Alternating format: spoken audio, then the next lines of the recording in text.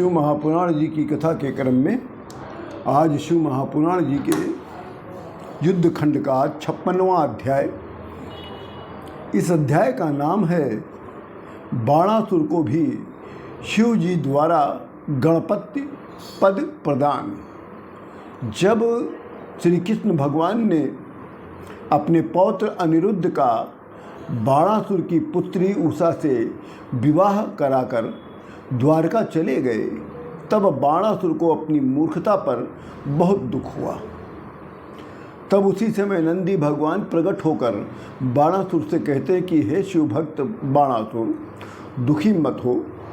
शिव जी अपने भक्तों पर अक्सर दया करते रहते हैं। जो होने वाला था वो तो हो गया, होनहार तो होता ही है। ऐसा समझकर आप केवल शिव जी का स्मरण करिए। नंदी भगवान की बातों से बाणासुर को धैर्य आ गया। श्री कृष्ण द्वारा उसकी सहस्त्र भुजाओं के कट जाने के बाद बाणासुर शिव जी की शरण में चला गया। शिव जी के पास पहुँचते ही उसने शिव जी को प्रणाम करके शिव जी के चरणों में लेटकर गिरकर बहुत देर तक रोने लगा। तब शिव जी ने उसको अपने दोनों हाथों से उठाया। तब वो प्रसन्न मुद्रा होकर शिव जी को प्रसन्न करने के लिए शिव तांडव करने लग गया। तांडव नृत्य करने लग गया, ताली बजाकर, गाल बजाकर शिव जी को प्रसन्न करने के लिए शिव जी के समक्ष अनेकों प्रकार के उसने नृत्य करना प्रारंभ कर दिया। शिव जी प्रसन्न हो गए और बोले कि हे बलिपुत्र बाणासुर, मैं तुम्हारे नृत्य से अति प्रसन्न हूँ। जो तुम्हारे मन में हो तुम उस वर को ग्रहण कर लो। तब बाणासुर ने कहा, हे परमात्मा परब्रह्म, श्री कृष्ण जी से युद्ध करने के लिए मुझे क्षमा दे। शोणित पुत्र में मेरी पुत्री उषा के पुत्र को राज्य प्रदान करें। समस्त देवगणों से निर्वैरता प्रदान करें। रजोगुण और तमोगुण से युक्त दैत्यता का हमारे अंदर का विनाश करें।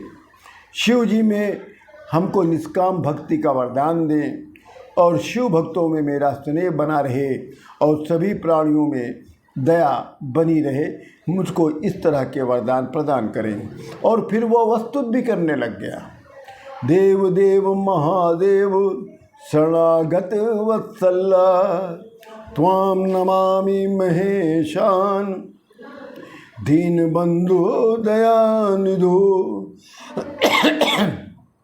त्वं ब्रह्म परमात्मा ही सर्वव्यापापिखलेश्वरः, ब्रह्मांड तनोरुग्रेशो विराट सर्वान्वितः परः, तमेव सर्वदोपास्यः सर्वे जीवे महेश्वरः। त्वां भजन परमा मुक्ति लभते पुरुषो ध्रुवम्। इस प्रकार की अनेकों स्तुतियाँ वंदना कर कर बाणासुर मौन हो गया। तब शंकर भगवान प्रसन्न मुद्रा में कहते हैं कि हे बाणासुर, तुम्हें सब प्रकार के वरदान प्राप्त होंगे। ऐसा कहकर शिव जी अंतर ध्यान हो गए। तदंतर शिव कृपा से बाणासुर रुद्र का महाकाल नामक अनुचरत्व उसको प्राप्त हो गया और वो प्रसन्न हो गया। इसी के साथ श्री शिव महापुराण के युद्ध खंड का ये 56वां अध्याय पूर्ण होता है। आप सभी लोगों को राम राम।